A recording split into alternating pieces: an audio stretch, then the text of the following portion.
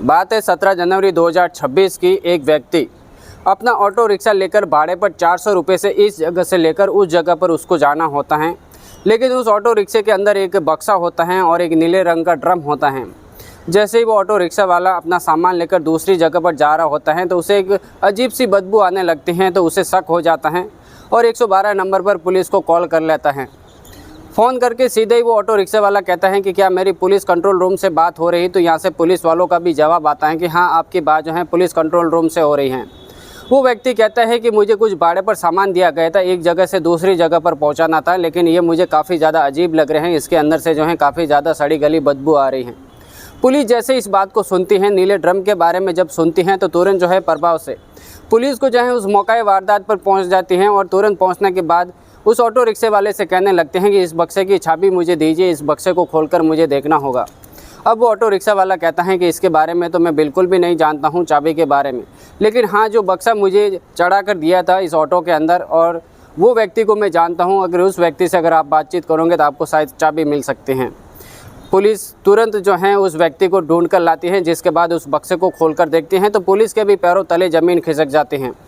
उस बक्से के अंदर कुछ कोयले होते हैं, एक महिला की जो है डेड बॉडी होती है, उस डेड बॉडी के अलग अलग तरीके से टुकड़े कर दिए जाते हैं और इस तरीके का नज़ारा जब पुलिस देखती हैं तो उसके पैरों तले तो ज़मीन ही खिसक जाती हैं। जब आसपास के लोगों को इस बात की जानकारी लगती है तो वो भी सोचने पर मजबूर हो जाते हैं और देखते ही देखते ये कहानी सोशल मीडिया पर भी काफ़ी ज़्यादा वायरल हो जाती हैं।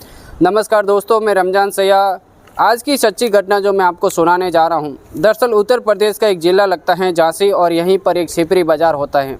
इसी का एक छोटा सा एरिया होता है जिसका नाम नंदपुरा होता है।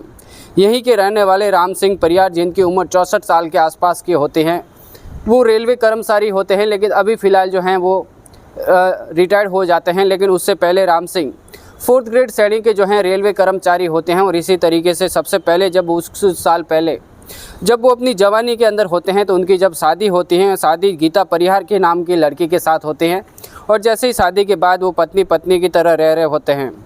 धीरे धीरे वक्त बीता है और वक्त बीतने के साथ ही राम सिंह परिहार को सबसे पहले एक बड़ा बेटा होता है जिसका नाम शैलेंद्र होता है और उनकी 2 बेटियां भी होती हैं। लेकिन राम सिंह परिहार की जो पत्नी होती हैं गीता परिहार, वो आए दिन राम सिंह परिहार के साथ जो हैं नोक-झोंक करती रहती हैं, उनके साथ आए दिन झगड़ा करती रहती हैं। तो राम सिंह अक्सर जो है अपना घर छोड़कर बार बार जो हैं वो अपनी ड्यूटी पर रहा करते थे, जिसके बाद वो बहुत कम ही घर पर आते थे। अपनी बीवी से काफ़ी ज़्यादा वो परेशान हो जाते हैं और इसी तरीके से उनका समय बीत रहा होता है। लेकिन एक दिन गीता गायकर के साथ में उसकी मुलाकात हो जाती है। यानी पहली पत्नी का नाम भी गीता परिहार होता है, दूसरी पत्नी का नाम जो जिस महिला से उनकी मुलाकात होती है उसका नाम गीता रायकवार होता है। जब उससे मुलाकात होती हैं तो उसे वो देखता ही रह जाता है और जब उससे बात करने की कोशिश करता है तो वो महिला गीता रायकर कहते हैं कि तुम अपनी पत्नी से प्रेम नहीं करते हो क्या, तुम मुझसे प्यार नहीं करते हो जो तुम मुझसे बार बार बात करने की कोशिश कर रहे हैं। अब राम सिंह परिहार कहता है कि मेरी पत्नी जो है काफ़ी ज़्यादा बोलती हैं, काफ़ी ज़्यादा सुनाते हैं, आए दिन मेरे साथ नोक-झोंक करती रहती हैं, तो मैं उससे जो है काफ़ी ज़्यादा कम रिलेशन के अंदर रहता हूँ, मैं अक्सर जो है बाहर ही घुमा करता हूँ।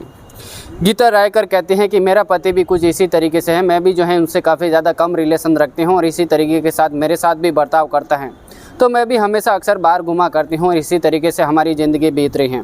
आखिरकार राम सिंह परिहार और गीता गायकवार के बीच में दोनों जन के आपस में बातचीत होते हैं, दोनों एक दूसरे के फ़ोन नंबर ले लेते हैं, जिसके बाद आए दिन एक दूसरे से बात कर रहे होते हैं। धीरे धीरे वक्त बीतता है और वक्त बीतने के साथ दोनों एक दूसरे के प्रेम प्रसंग के अंदर आ जाते हैं। गीता रायकवार का एक लड़का भी होता है जिसका नाम मनीष होता है और वो शादीशुदा भी थी और इधर राम सिंह भी शादीशुदा था। दोनों को एक दूसरे को पता होने के बावजूद भी आखिरकार एक दूसरे के लिव इन रिलेशन के अंदर रहने लग जाते हैं और एक दिन दोनों शादी भी कर लेते हैं।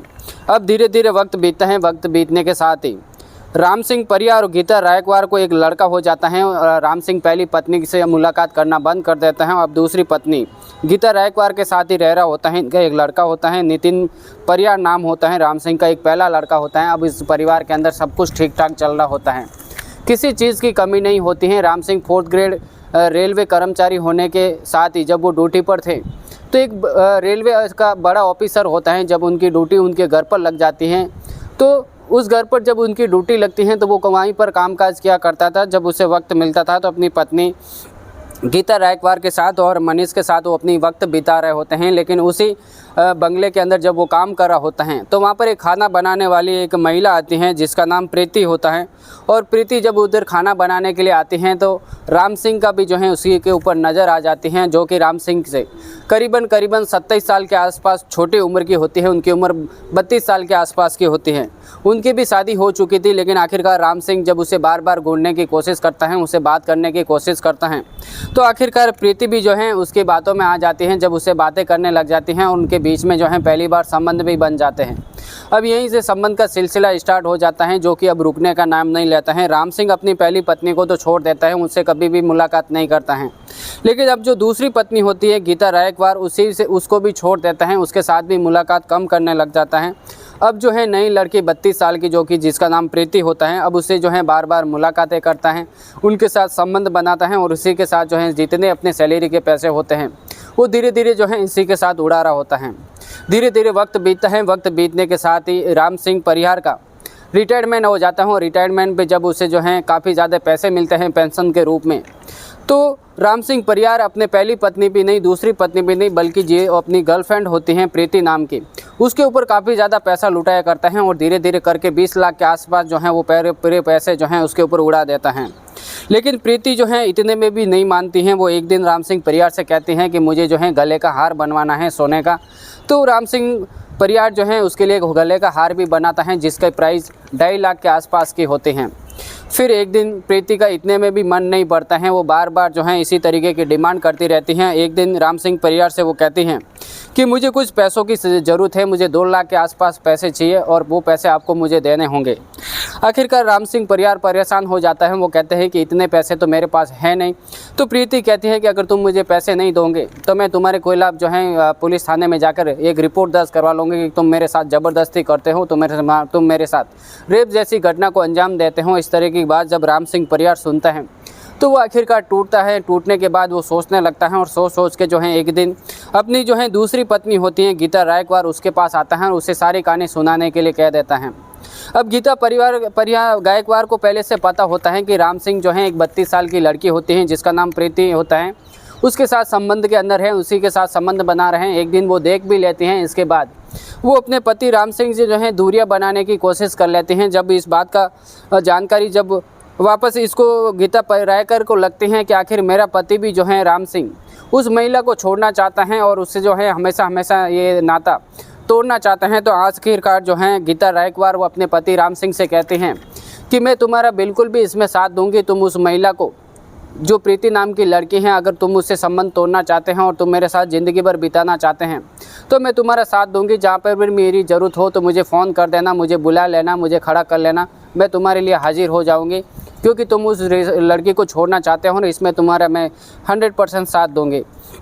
अब राम सिंह किसी तरीके से सोचता है, सोचने के बाद किसी तरीके से जो है वो चला जाता है। एक दिन एक एरिया के अंदर लक्ष्मी धाम होता है, वहाँ पर जो है वहाँ पर जाने के बाद एक किराए पर रूम ले लेता है, जिसके बाद उसके अंदर रहने लग जाता है और एक दिन प्रीति को जो है अपने घर पर बुला लेता है। यानी 8 जनवरी 2026 का दिन होता है और उसे प्रीति से फ़ोन करता है और उसे कहता है कि तुम मेरे घर पर आ जाओ, तुम्हें अगर पैसे लेने हैं तो मैं इस जगह पर रहता हूँ और उस जगह पर तुम्हें आना होगा। जैसे ही वहाँ पर एक महिला आती है, प्रीति महिला नाम की आती है, वहाँ पर बातचीत होती है राम सिंह के साथ और बातचीत होने के बावजूद जो है वो वहाँ से चली जाती हैं।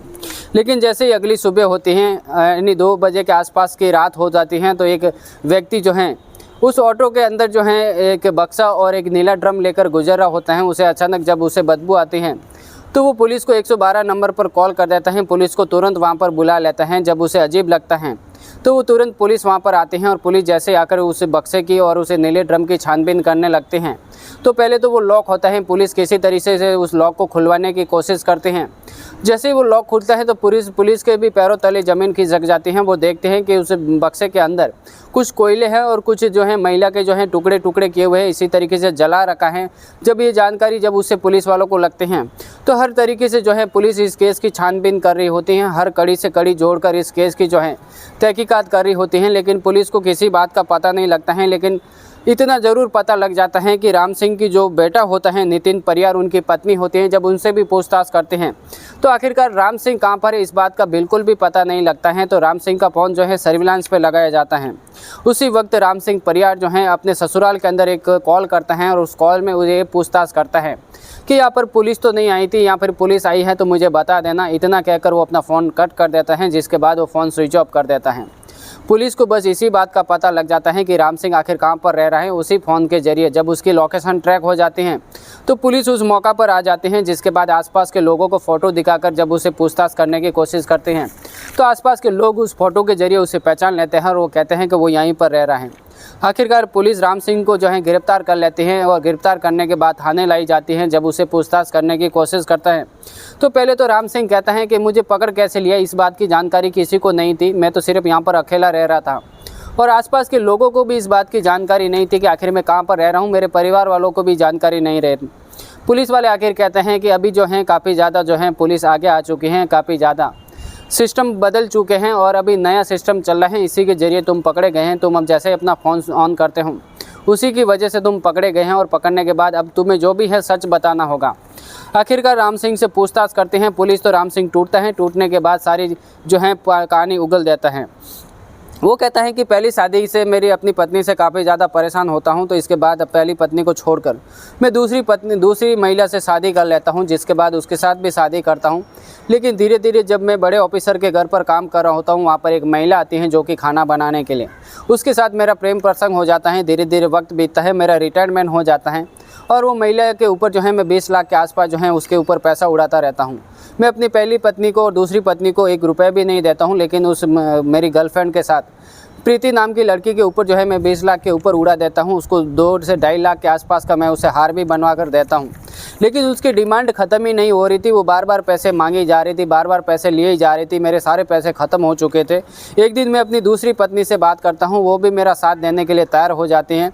तो मैं षड्यंत्र के अनुसार जो है एक कमरा लेता हूँ, वहाँ पर उसे बुलाता हूँ और एक कुल्हाड़ी से उसके सर पर वार कर देता हूँ, जिसके बाद वो वहीं पर गिर जाती हैं। और जैसे ही वो वहाँ पर गिरती हैं, अब मैं उसे ठिकाने लगाने की कोशिश करता हूँ। पूरे 2 दिन उसके पास सोया वो रहता हूँ। सर्दी होती है तो उस डेड बॉडी को जो है बिल्कुल भी स्मेल नहीं आती है, लेकिन जैसे मैं उसे ठिकाने लगाने की कोशिश करता हूँ तो मेरे दिमाग में बिल्कुल भी आइडिया नहीं आता है। मैं आस पास के लक्ष्मी धाम जाता हूँ, वहाँ पर 1.5 टन के आसपास लकड़ियाँ खरीदता हूँ, वो लेकर आता हूँ। बाज़ार से एक नीला ड्रम खरीदता हूँ, जिसके बाद उस महिला का कुल्हाड़ी से धीरे धीरे उसके 100 से ज़्यादा उसके टुकड़े कर देता हूँ। जब रात के आसपास 12 बजे के आसपास का वक्त होता है तो मैं उस आग के अंदर जो है उस महिला की जो है टुकड़े डाल कर जो है जलाने की कोशिश करता हूँ। जैसे ही वो टुकड़े जल जाते हैं थोड़े बहुत, तो उस टुकड़े को जो है उस बक्से के अंदर डाल देता हूँ। कुछ कोयलों के साथ भी जो है मैं उस बक्से के अंदर धीरे धीरे डालता रहता हूँ। और इसी तरीके से 8 जनवरी से लेकर उसे टुकड़े करके वो जलाते हैं थोड़ा थोड़ा करके। और इसी तरीके से 16 तारीख आ जाती है, पूरा हफ्ता भर बीत जाता है और इसी तरीके से वो प्रोसेस कर रहा होता है, वक्त बीत रहा होता है। एक दिन रात के 12 बजे के आसपास वक्त हो जाता है। वो अपने बेटे नितिन परियार को फ़ोन करता है, उसकी माँ से बात करता है। वो कहता है अपनी पत्नी से कि तुम जो है किसी ऑटो रिक्शे वाले को जो है मेरे पास भेज दो, जो यहाँ पर बक्सा रखा है और वो जो है मैं किसी ऐसी जगह सुनसान जगह पर फेंकना चाहता हूँ। आखिरकार जो है राम सिंह की जो दूसरी पत्नी होती हैं गीता रायकवार, वो अपने बेटे को भेजती हैं बाज़ार के अंदर। एक ऑटो रिक्शे वाले के पास जाती हैं, उसे कहते हैं कि मुझे सामान जो है कहीं पर भेजना होगा। रात की 2 बज जाती हैं। वो ऑटो रिक्शा वाला जब उसे मना करने की कोशिश करता है तो आखिर नितिन परियार उसे रिक्वेस्ट करता है। वो कहता है कि मेरा सामान जो है बहुत ही जल्दी पहुँचाना होगा, तुम मेरी जो है मेरे लिए मदद कर दो। जैसे ये बात सुनता है ऑटो रिक्शा वाला जो है तुरंत प्रभाव से आ जाते हैं। कुछ 4 लोग साथ में आते हैं। उस ऑटो बक्से को काफ़ी वजनदार होता है, उसके बावजूद भी उसे ऑटो के अंदर चढ़ाया जाता है, जिसके बाद नीले ड्रम को भी रखकर जो है वहाँ से रवाना कर देता है। अब जैसे ऑटो रिक्शा वाला वहाँ से रवाना हो जाता है तो उसे अजीब सी बदबू आने लगती है। उसके अंदर से पानी भी टपक रहा होता है। ऑटो रिक्शा जैसे ही खड़ा करता है और पीछे आकर जब देखता है तो उसे शक होने लग जाता है। 112 नंबर पर फ़ोन करता है, सीधा फ़ोन कानपुर जो है कंट्रोल रूम के अंदर पहुँच जाते हैं। यहाँ पर पूछने लगता है कि क्या मेरी पुलिस से बात हो रही है। तो यहाँ से कहते हैं कि आपके यहाँ जो पुलिस कंट्रोल रूम कानपुर से बात हो रही है। तो यहाँ वो कहता है कि यहाँ पर जल्दी से जल्दी पुलिस भेज दीजिए, क्योंकि मुझे यहाँ पर एक नीला ड्रम दिखाई दे रहा है मेरे ऑटो रिक्शे के अंदर, और मुझे जो है एक बक्सा दिखाई दे रहा है जो काफ़ी अजीब दिखाई दे रहा और उसके अंदर से जो है बदबू भी आ रही है। पुलिस कार वहाँ पर जैसे ही आते हैं इस बात की जानकारी लगते हैं। आखिरकार लोकेशन ट्रैक के जरिए राम सिंह पकड़े जाते हैं और पकड़ने के बाद उसे हमेशा के लिए जेल की सलाखों के पीछे भेज देते हैं। आज की कहानी सुनाने का मकसद हमें किसी को ठेस पहुंचाना नहीं, किसी को तकलीफ पहुंचाना नहीं, बल्कि आप जहां भी रहते हैं सेफ रहिए, सुरक्षित रहिए और सावधान रहिए। इसी तरह की क्राइम की कहानियाँ हर रोज़ सुनना चाहते हैं, देखना चाहते हैं तो इस वीडियो को लाइक करना और चैनल को सब्सक्राइब करना बिल्कुल भी मत भूलना। मिलता है आपसे अगली वीडियो के अंदर, तब तक के लिए दीजिए हमें इजाज़त। जय हिंद दोस्तों, जय।